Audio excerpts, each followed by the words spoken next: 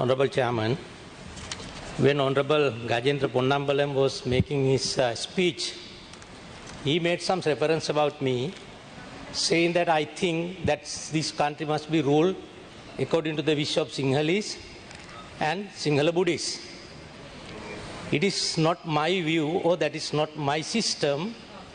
It is you who think that this country must be ruled like an extremist racist Tamil like you. Your grandfather did it. He insulted each and every Sri Lankan Sinhalese. And he is the one who deprived the rights of Tamil. Do you agree? No, I don't. You have to agree.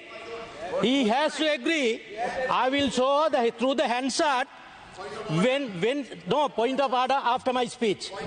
You made the honorable chairman, when there was a bill in this parliament in 1949 that is to deprive the rights of Tamil people, 690,000 people. Honorable G.G. Ponnambalam, as a member of this house, he voted for that bill by depriving the voting rights of the Tamil people over 600,000. And therefore don't try to that. I know you are a racist, that you are an extremist. The only thing what you have done is you have cheated the Tamils in the northern province. You take the votes and come here, and that you are having all the comforts at the expense of poor Tamil people in the northern province. Can you tell me a single thing, single help that you have extended to the Tamil people in the northern northeast? That you and your father were collecting 100 vehicles, with each and every brand. You are accumulating your wealth, your vehicles, fleet. But is there anything that you have done for the Tamils? Nothing. And therefore, don't try to disturb that we are trying to establish the peace in this country just because you are a racist. Whenever that you want to raise a issue of a racism, you just rush to the parliament. The other times you always in Geneva, Canada, everywhere. And don't try to, disrupt and destroy the future of the Tamil people and the other people of this country. That there must be a limit, and you should know who you are. Honorable member, I'm going to reply. Honorable presiding member, you have to give me time. You are a compulsive liar, honorable Minister of Justice. Wait, if you have some decency, listen. I listen to you. Listen, right? The law that disenfranchised the upcountry. This is not the first time you've done it. You've said this lie again before, right? Listen to it. Listen to it. Can you sit down? Have the decency to sit down and listen and learn something. Sit down, listen and learn something. Learn something. At least try and learn something. As Minister of Justice, without knowing the laws of this country, don't talk. Don't show your indifference and your foolishness. Now, honorable presiding member, the law that disenfranchised the upcountry Tamils, was Act number 18 of 1948, the Ceylon Citizenship Law. The Tamil Congress voted against it. G.G. Ponnambalam voted against it. Don't talk like a fool. Don't talk like a fool. You don't talk like a fool, honorable minister. If you can prove that, I will resign. If you can prove. Now, can you just keep quiet? The law thereafter, the Tamil Congress was asked. There were negotiations with the government. And the government was asked. Let me finish. These are serious allegations.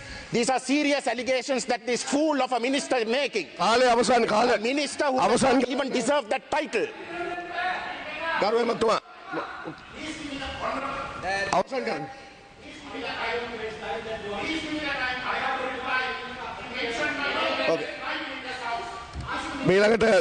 ජේසි අලවත්තුකට මන්තුමා ඔබතුමාට විනාඩි 6ක කාලයක් තියෙනවා. ඔව්.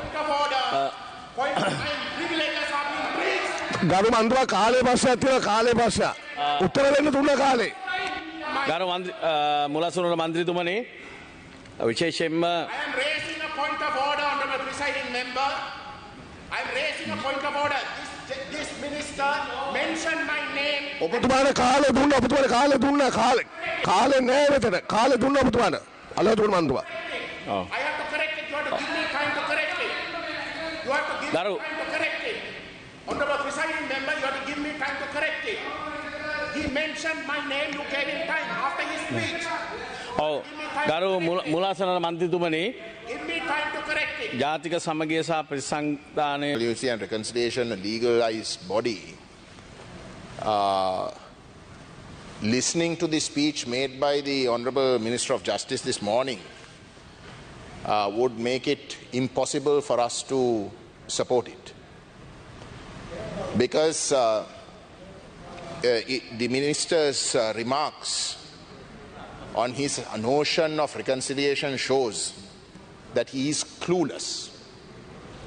His idea of reconciliation is one of majoritarianism.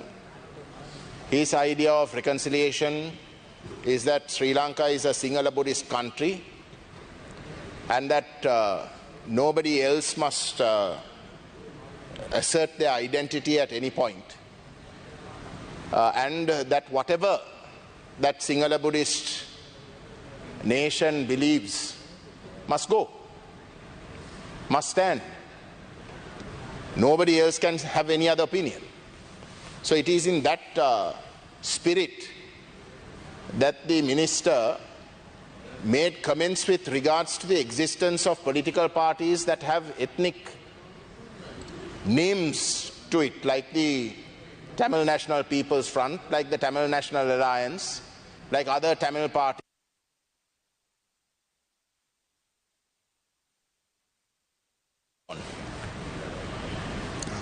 He makes these comments saying that those parties must also not be allowed to exist. Now, why did we exist? Why did we have to identify ourselves as Tamil and not be part of this larger identity or common identity? Because Sri Lanka, from its very inception, even though you had various names calling this island, those names in reality practiced simply as majoritarian. Because your intent was to only have a Sinhala Buddhist agenda and for the state to essentially serve the interest of the Sinhala Buddhists and only the Sinhala Buddhists. Everybody else had to be subservient. They had to keep their mouth shut. And if they were to assert their identity, then they should not have a place. They are seen as terrorists or they are seen as enemies that need to be contained. So it is in that backdrop, Honorable Presiding Member, that you had from this so-called Ceylonese identity initially, then it became a Sri Lankan identity, that you had non-Sinhala Buddhists essentially realizing that they don't belong to that identity, because that identity is in effect only Sinhala Buddhist. It is not Sri Lankan as a common identity. And it is for those reasons that we began to exist. Sir Ponnambalam Ramanathan and Sir P. Arunachalam, who are members of the Ceylon National Congress, Sir P. Arunachalam had to leave. He was a thoroughly disillusioned man. He fought for the independence of Sri Lanka, Ceylon at that time. He was thoroughly disillusioned. He had to leave because his notion of a Ceylonese identity that was all-encompassing was dashed. Because the moment Sri Lanka was able to in some way try and manage its own affairs, he was sidelined. He was not even able to rely on the assurances that were given to him.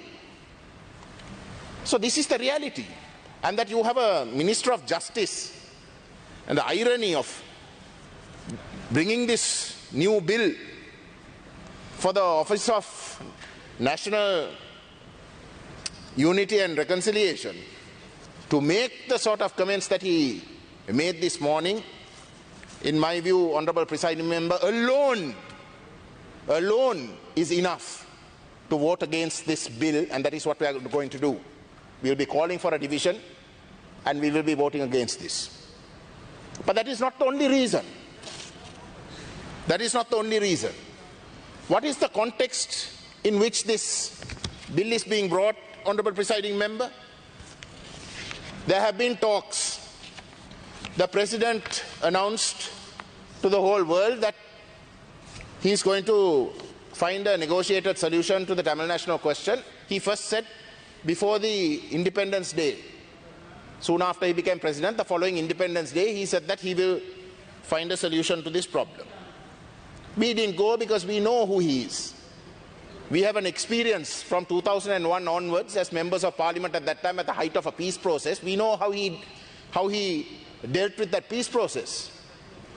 So our party didn't go, but other parties went. Now all the parties that went, that have been elected from the Northeast, very clearly have stated that the 13th Amendment is not a solution to the problem. That if at all, it is merely a starting point. That is the mandate. They have not even got a mandate to discuss the 13th Amendment.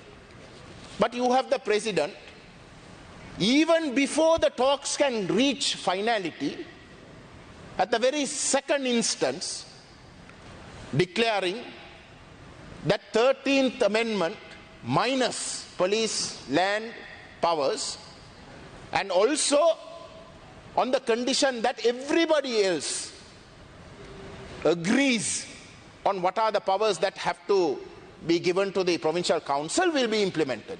So there is no implementation of what is already in the constitution even. Even what is today in the constitution, in his own words, he is going to withdraw. He starts off by withdrawing police and land, and then goes on to say that if only everybody else agrees, will the other matters be in some way allowed to be handled by the province. The law is different, Honourable Presiding Member. Our view is very clear. The 13th Amendment gives absolutely no powers at all to the elected Chief Minister. On the contrary, it gives all the powers to the Governor, and if at all other powers is vested in Colombo.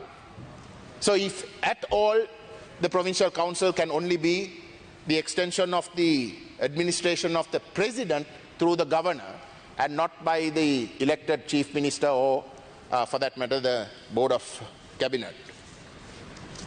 So this is the reality. A unilateral decision has been taken by the President that the solution is going to be, in his view, what would be the 13th Amendment. Not even what is in the Constitution today, but in his view. Now this law, Honourable Presiding Member, makes the President the appointing authority to the members of this office on the advice of the Minister. And we know what the Minister's views are. We know what the Minister's views are. He has already said this morning. So what's the point in this office? There's absolutely nothing that is going to come about it. This office has nothing to do with reconciliation. It is essentially an office that is being created where you can have the government decide unilaterally on what they think is reconciliation, and then take it to the grassroots and force it down the throats of a reluctant population. That is what this is all about. I am also in the sectoral oversight committee that considered this bill. I did not agree to this bill. However, there was an amendment that was suggested by our chairman, who spoke just before me, where he said at least let the appointing authority be the Constitutional Council. Let there be some semblance of independence. But that has been rejected by the government. So this has nothing to do with reconciliation. This has nothing to do with actually discussing with aggrieved parties, like the Tamil parties, like the Muslim parties, and genuinely trying to reconcile. Instead, what it is all about is window dressing. To go before an international community that does not know the details and say that we have been good enough to give legal status to this office. To give legal status to an office. We have a dedicated office that works for reconciliation. That's the only reason why you have created this. And this, along with the fact that you all are going to bring a bogus truth and reconciliation commission, truth commission, whose purpose is simply to ensure that criminal accountability for genocide will never happen in this island. These two matters, one of a bogus reconciliation political process and that with the bogus truth commission that puts a full stop to any form of accountability to the crime of genocide that took place against the Tamil people, is to put the final nail in the coffin of reconciliation, of justice, of accountability. That is what is happening here. And all of this is happening so that you can go before the Human Rights Council and the international community in March, and then you can make the bogus claim that Sri Lanka is suffering economically. Despite that, we are taking these steps. Kindly don't put any more pressure and get the international community just to turn away. We are not falling for it, Honorable Presiding Member, and therefore we will be voting against it. I will just say one more thing. Under Section 10, Paragraph O says the following: to guide and facilitate peace and reconciliation programs conducted by local organizations, including community-based organizations. Why on earth do you have to guide them? What does that have got to do with local organizations? Why do you have to have contact with local organizations? Why can't they themselves decide on what reconciliation is for them? No.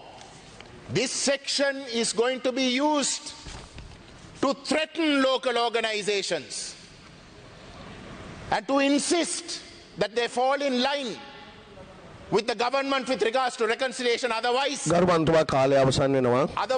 too will face the consequences of the PTA or any future legislation that comes under the purposes of trying to contain genuine voices from the grassroots asking and demanding a political solution and justice.